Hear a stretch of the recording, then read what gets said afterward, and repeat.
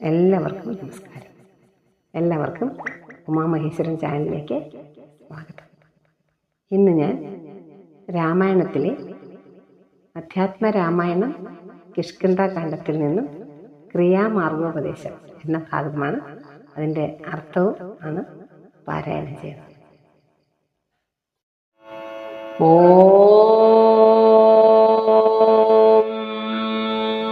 വിഘ്നേശ്വരായ നമഃ. ഓം ശ്രീ ഗുരുഭ്യോ നമഃ. ഓം വാഗ്ദേവതായേ നമഃ. ഹരേ രാമ ഹരേ രാമ രാമ രാമ ഹരേ ഹരേ, ഹരേ കൃഷ്ണ കൃഷ്ണ കൃഷ്ണ ഹരേ ഹരേ. അധ്യാത്മരാമായണം കിഷ്കിന്ധാകാന്ഡം ക്രിയാമാർഗോപദേശം. ശ്രീ ലക്ഷ്മണന് ശ്രീരാമസ്വാമി ഉപദേശിച്ചു കൊടുക്കുന്നു. കേൾക്ക നീയെങ്കിൽ മൽപൂജാവിധാനത്തിങ്കൽ ഓർക്കിൽ അവസാനമില്ലെന്നറിക നീ. എങ്കിലും ചൊല്ലുവനൊട്ടു സംക്ഷേപിച്ചു നിങ്ങളുള്ളൊരു വാത്സല്യം മുഴുക്കയാ തന്നുടെ ഗൃഹോക്തമാർഗേണ മന്നിടത്തിങ്കൽ ദ്വിജത്വമുണ്ടായി വന്നാൽ ആചാര്യനോടു മന്ത്രം കേട്ടു സാദരമാചാര്യപൂർവം ആരാധിക്കമാമെടോ. കൃൽക്കമലത്തിങ്കലാകിലുമാം പുനരഗ്നിഭവാങ്കലാകിലുമാമെടോ. മുഖ്യപ്രതിമാദികളിലെന്നാകിലും അർക്കങ്കലാകിലും അപ്പിങ്കലാകിലും സ്തണ്ടിലത്തിങ്കലും നല്ല സാളഗ്രാമമുണ്ടെങ്കിലോ പുനരുത്തമമെത്രയും. വേദതന്ത്രോക്തങ്ങളായ മന്ത്രങ്ങൾ കൊണ്ടാദരാൽ മൃല്ലേപനാദി വിധി വഴി കാലേ കുളിക്ക വേണം. ദേഹശുദ്ധയെ മൂലമറിഞ്ഞു സന്ധ്യാവന്ദനാദിയാം നിത്യകർമ്മം ചെയ്തു പിന്നെ സ്വകർമ്മണ ശുദ്ധ്യർത്ഥമായി ചെയ്യുക സങ്കല്പമാദിയെ. ആചാര്യനായതു ഞാനെന്നു കൽപ്പിച്ച് പൂജിക്ക ഭക്തിയോടെ ദിവസം പ്രതി. സ്നാപനം ചെയ്ത ശിലായ പ്രതിമാസു ശോഭനാർത്ഥം ചെയ്യുക വേണം പ്രമാർജനം. ഗന്ധപുഷ്പാദ്യങ്ങൾ കൊണ്ട് പൂജിപ്പവൻ ചിന്തിച്ചതൊക്കെ ലഭിക്കുമറിക നീ. മുഖ്യപ്രതിമാദികളിൽ അലങ്കാരമൊക്കെ പ്രസാദമെനിക്കെന്നറിക നീ. അഗ്നോ യജിക്ക ഹവിസുകൊണ്ടാദരാൽ അർക്കനെ തണ്ടിലത്തിങ്കലെന്നാകിലോ. മുമ്പിലെ സർവപൂജാദ്രവ്യമായവ സമ്പാദനം ചെയ്തു വേണം തുടങ്ങുവാൻ. ശ്രദ്ധയോടും കൂടെ വാരി എന്നാകിലും ഭക്തനായുള്ളവൻ തന്നാൽ അതിപ്രിയം ഗന്ധ പുഷ്പാക്ഷത ഭക്ഷ്യ ഭോജ്യാദികൾ എന്തു പിന്നെ പറയണമെടോ ഞാനെടോ. വസ്ത്രാജിന കുശാദ്യങ്ങളാൽ ആസന ഉത്തമമായതു കൽപ്പിച്ചു കൊള്ളണം. ദേവസ്യ സമ്മുഖേ ശാന്തനായി ചെന്നിരുന്നാവിർമുദ ലിപിന്യാസം കഴിക്കണം. ചെയ്യുക തത്വന്യാസവും കേശവാദ്യേന ചെയ്യുക മമ മൂർത്തി പഞ്ചരന്യാസവും. പിന്നെ മന്ത്രന്യാസവും ചെയ്തു സാദരം തന്നുടെ മുമ്പിൽ വാമേ കലശം വച്ചു ദക്ഷിണഭാഗേ കുസുമാദികളെല്ലാം അക്ഷത ഭക്തൈവ സംഭരിച്ചിടണോ.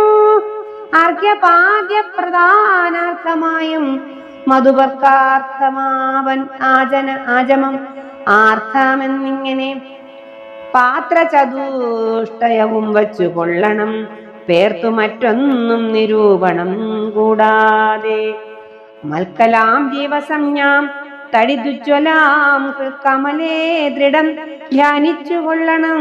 പിന്നെ സ്വദേഹമഖിലം ത്വയാ വ്യാപ്തമെന്നുറയ്ക്കവേ ഉറക്കേണമിളക്കം കൂടാതെ ആവാഹയയിൽ പ്രതിമാദിഷു മൽക്കലാം ദേവസ്വരൂപമായി ധ്യാനിക്ക കേവലം പാദ്യവുമർഘ്യം തഥാ മധുവർക്ക ഇത്യാദ്യൈ പുനഃസ്നാന വസ്ത്രവിഭൂഷണൈ എത്രയുണ്ടുള്ളത് ഉപചാരമെന്നാൽ അത്രയും കൊള്ളാമെനിക്കെന്നതേയുള്ളൂ. ആഗമോക്ത പ്രകാരേണ നീരാജനീ ധൂപദീപൈർനിവേദ്യ ബഹുവിസ്തരേ ശ്രദ്ധയാ നിത്യമായി അർപ്പിച്ചു കൊള്ളുകിൽ ശ്രദ്ധയാ ഞാനും പൂജിക്കുമറിവനീ. ഹോമമഹസ്യോക്ത മാർഗകുണ്ടനാകുണ്ടാനലെ മൂലമന്ത്രം കൊണ്ടു ചെയ്യാമതെന്നിയെ ഭക്ത്യാ പുരുഷ സൂക്തം കൊണ്ടു മാമടു ചിത്തതാരിങ്കൽ നിനയ്ക്കു കുമാരാനീ.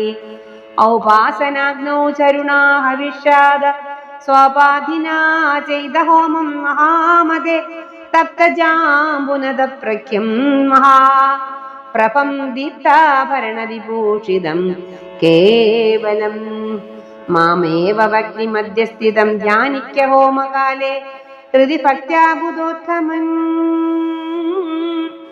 പാരിഷദാനാം ബലിദാനവും ചെയ്തു ഹോമശേഷത്തെ സമാപയേൻ മന്ത്രവിൽ ഭക്ത്യാ ജപിച്ചു മാം ധ്യാനിച്ചു മൗനിയായി ഭക്തവാസം നാഗവല്ലി ദലാദീം ദത്വാ മദഗ്രേ മകൾ പ്രീതി പൂർവകം നൃത്തഗീതി സ്തുതി പാടാതെയും ചെയ്ത് പാദാംബുജേ നമസ്കാരവും ചെയ്തുടൻ ചേതസി മാമുറപ്പിച്ചു വിനീതനായി മദ്ദത്തമാകും പ്രസാദത്തെയും ഉത്തമാങ്കേ നിധായാനന്ദപൂർവകം രക്ഷമാം ഘോര സംസാരാദീതി മുഹുരുത്വാ നമസ്കാരവും ചെയ്തനന്തരം ഉദ്യസിപ്പിച്ചുടൻ പ്രത്യക് മഹസിംഗലിത്തം ദിനമനു പൂജിക്ക മത്സഖേ. ഭക്തി സംയുക്തനായുള്ള മർത്യന്മുതാ നിത്യമേവം ക്രിയായോഗമനുഷ്ഠിക്കൽ ദേഹനാശേവമാ സാരൂപ്യവും വരും ഐഹിക സൗഖ്യങ്ങൾ എന്തും ചൊല്ലേണമോ. ഇത്തം മയോക്തം ക്രിയായോഗമുത്തമം ഭക്ത്യാ പഠിക്കതാൻ കേൾക്കതാൻ ചെയ്യിലോ നിത്യപൂജാ ഫലമുണ്ടവനെന്നതും ഭക്തിപ്രിയനരുൾ ചെയ്താനന അതു നേരം ശേഷാംശജാതനാം ലക്ഷ്മണൻ തന്നോടു ശേഷം ഇതരുൾ ചെയ്തൊരനന്തരം മായാമയനായ നാരായണൻ പരൻ മായാമവലംബ്യ ദുഃഖം തുടങ്ങിനാൻ.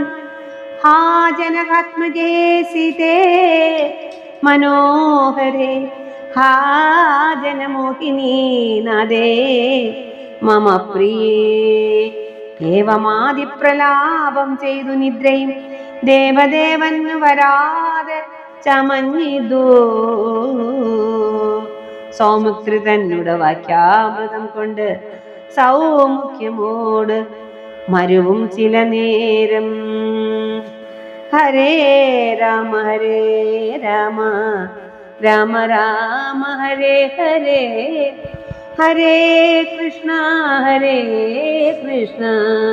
കൃഷ്ണ കൃഷ്ണ ഹരേ ഹരേ.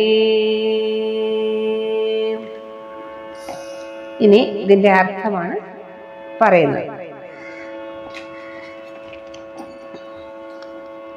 ശ്രീരാമൻ അരുളി ചെയ്തു, ഹേ രഘുനന്ദന, എന്റെ പൂജാവിധികൾ അവസാനമില്ലാത്തവയാണ്.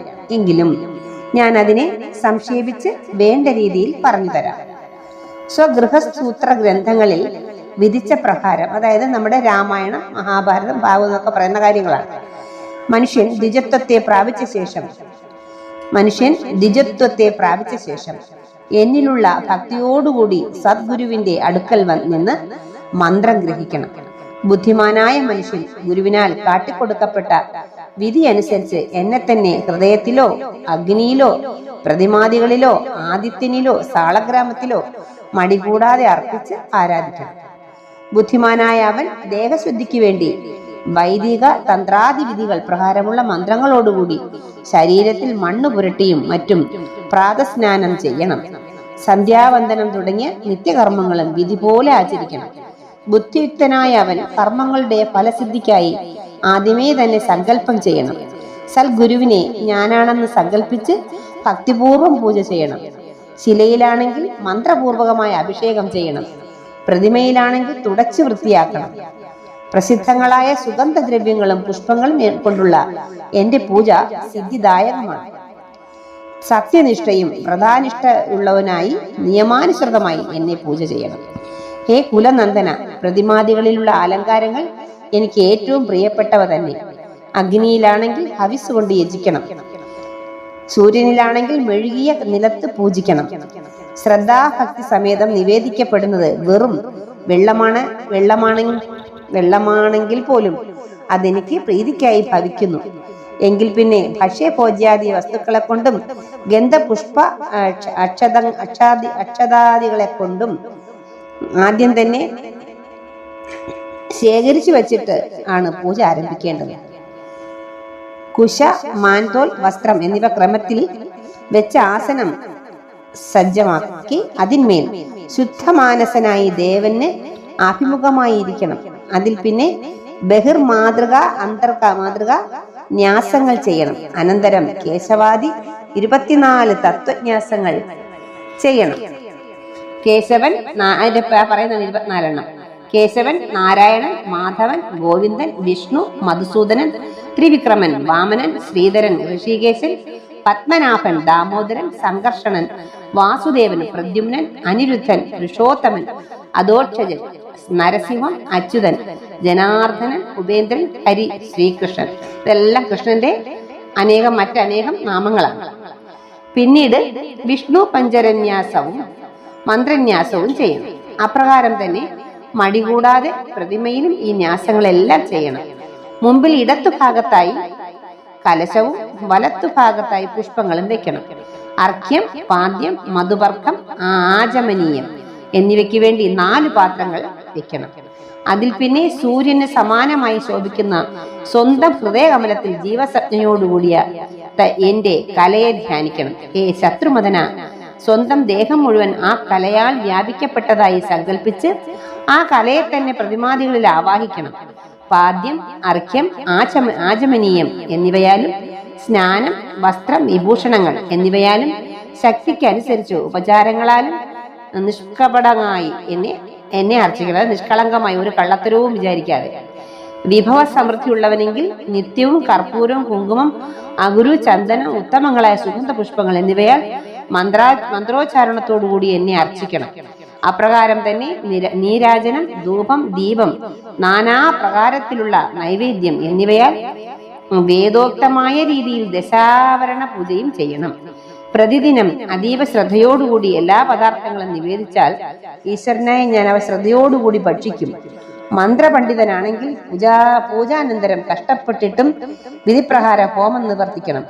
ശാസ്ത്രവിചാരകനാണെങ്കിൽ ബുദ്ധിമാനായ അവൻ അഗസ്ത്യനാൽ നിർദ്ദിഷ്ടമായ വിധിപ്രകാരമുള്ള ഹോമകുണ്ഡം തീർത്ത് മൂലമന്ത്രം കൊണ്ടോ പുരുഷസൂക്തം കൊണ്ടോ ആഹൂതി ചെയ്യണം. അതല്ലെങ്കിൽ അഗ്നിഹോത്രിയുടെ അഗ്നിയിൽ ചരുവോ ഹവിസോ ഹോമിക്കണം. ബുദ്ധിമാനായവൻ ഹോമം ചെയ്യുമ്പോൾ അഗ്നിമധ്യത്തിൽ തപ്ത സ്വർണവർണ്ണത്തോടു കൂടിയവനും ദിവ്യാഭരണഭൂഷിതനുമായ യജ്ഞപുരുഷനെ സദാ സങ്കല്പിച്ച് ധ്യാനിക്കണം. പിന്നീട് ഭഗവാന്റെ പാർഷദന്മാർക്ക് ബലി സമർപ്പിച്ച് ഹോമം അവസാനിപ്പിക്കണം. താമ്പൂലാദി മുഖ സുഗന്ധ ദ്രവ്യങ്ങൾ പ്രീതിയോടെ സമർപ്പിച്ച ശേഷം മൗനിയായി എന്നെ ധ്യാനിച്ചുകൊണ്ട് ജപം നടത്തണം. എനിക്ക് വേണ്ടി നൃത്യം, ഗീതം, സ്തുതിപാഠം എന്നിവ ചെയ്യണം. എന്നെ ഹൃദയത്തിൽ പ്രതിഷ്ഠിച്ച് ഭൂമിയിൽ ദണ്ഡ നമസ്കാരം ചെയ്യണം. എന്റെ പ്രസാദത്തെ ഇത് ഭഗവത് പ്രസാദമാണല്ലോ എന്ന് ഭാവന ചെയ്തുകൊണ്ട് ശിരസിൽ ധരിക്കണം. പിന്നീട് ബുദ്ധിമാനായ അവൻ കൈകൾ കൊണ്ട് എന്റെ പാദങ്ങൾ ഗ്രഹിച്ച് ഭക്തിയോടുകൂടി മൂർധാവിൽ വിന്യസിച്ച് ഈ ഘോര സംസാരത്തിൽ നിന്ന് എന്നെ ഉദ്ധരിക്കണമേ എന്നിങ്ങനെ പ്രാർത്ഥിച്ചുകൊണ്ട് നമസ്കരിച്ച ശേഷം യഥാപൂർവം പ്രത്യേക് മസിൽ ഉദ്വസിക്കണം. ഈ പറഞ്ഞ പ്രകാരത്തിൽ വിധി പ്രകാരം എന്നെ പൂജ ചെയ്യുകയാണെങ്കിൽ എന്റെ അനുഗ്രഹം ഹേതുവായി ഈ ലോകത്തിലും പരലോകത്തിലും അവൻ സംസിദ്ധിയെ പ്രാപിക്കും. എന്റെ ഭക്തൻ ദിനംതോറും ഇപ്രകാരം എന്നെ പൂജ ചെയ്യുന്നുവെങ്കിൽ അവൻ എന്റെ സാരൂപ്യം ലഭിക്കുന്നതിൽ സംശയമില്ല. രഹസ്യവും പരമപാവനവും സനാതനവും എന്നാൽ തന്നെ കഥിക്കപ്പെട്ടതുമായ സ്വന്തമായിട്ട് ഈ പൂജാവധി യാതൊരുവൻ പഠിക്കുകയോ ശ്രവിക്കുകയോ ചെയ്യുന്നുവോ അവൻ സമ്പൂർണ്ണ പൂജയുടെ ഫലത്തെ പ്രാപിക്കുമെന്നതിന് സംശയമില്ല. പരമാത്മാവായ ശ്രീരാമൻ ശേഷാംശ സംഭവനും മഹാത്മാവും സ്വഭക്തനുമായ ലക്ഷ്മണനാൽ ചോദിക്കപ്പെട്ടവനായിട്ട് ഇപ്രകാരമുള്ള ക്രിയായോഗത്തെ ഉപദേശിച്ചു കൊടുത്തു. ഇതാണ് ഇതിന്റെ അർത്ഥം. ഇത് ക്രിയായോഗമാണ്. ക്രിയാമാർഗം എന്ന് പറയുന്നത് ക്രിയായോഗമായിട്ടാണ് ചെയ്യേണ്ടത്. ഇത് നമ്മളെ പോലുള്ള സാധാരണ ഭക്തർക്ക് ഞാൻ പറഞ്ഞില്ലേ, നിഷ്കളങ്ക ഭക്തി, അതാണ് അവിടെ എല്ലാം മനസ്സിൽ സങ്കല്പിച്ചുകൊണ്ട് നിത്യവും രാമ രാമ രാമ എന്ന് ജപിക്കുന്നവർക്ക് എന്താണ് ഈ ശ്രീരാമസ്വാമിയുടെ സാരൂപ്യം അവസാന സമയത്ത് കാണാനും അതിൽ മോക്ഷം അടയാനും കഴിയുമെന്നുള്ളതിന് യാതൊരു സംശയമില്ല. അതുകൊണ്ട് എല്ലാവരും ഈ ക്രിയാമാർഗോപദേശം വായിക്കുകയും പഠിക്കുകയും മനസ്സിലാക്കുകയും ചെയ്യണം. അതിനു വേണ്ടിയിട്ടാണ് ഞാനിത് ഇട്ടിരിക്കുന്നത്. ശരീരസൗഖ്യത്തിനും ആയുരാരോഗ്യത്തിനും സമ്പൽ സമൃദ്ധിക്കും എല്ലാത്തിനും ഈ ലോകത്തിലും പരലോകത്തിലും ഭഗവാൻ നമുക്ക് ശാന്തിയും സമാധാനവും ഉണ്ടാക്കി തരുമെന്നുള്ളതാണ് ഇതിന്റെ പ്രത്യേകത, ഇത് വായിച്ചാലുള്ളത്. അതുകൊണ്ട് എല്ലാവരും ഇത് നന്നായി വായിക്കുമെന്നും അത് മനസ്സിലാക്കുമെന്ന് വിചാരിച്ചുകൊണ്ട് ഞാൻ നിർത്തുന്നു. എല്ലാവർക്കും നന്ദി, നമസ്കാരം. എല്ലാവർക്കും എൻ്റെ ഉമാ മഹേശ്വരൻ ചാനലിലേക്ക് സ്വാഗതം. വീണ്ടും സ്വാഗതം.